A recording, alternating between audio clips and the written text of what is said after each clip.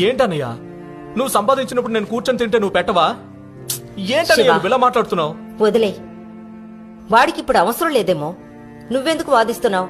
నువ్వు అమ్మా, వెళ్ళు నువ్వేం శివ. మాట్లాడుతున్నావు నేను అమ్మా? చూసుకుంటాను, నేను నువ్వు డబ్బు వెళ్ళయ్యా. ఇస్తుంటే అన్నయ్య తీసుకోవడం లేదు, నువ్వు అన్నయ్యని తిట్టుకుంటా నన్ను తిడుతున్నావేంటి?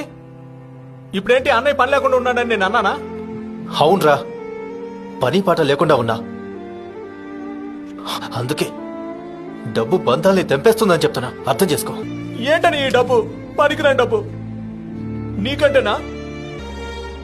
కొంచెమైనా ఆత్మగౌరవంతో బ్రతకనివ్వు. నాకెన్ని రోజులు తిండి పెడతావురా? ఆ. అయితే రేపు పెళ్ళైపోతే నువ్వేరు నేను వేరు అంటావా? అలా కుదరదనయ్యా.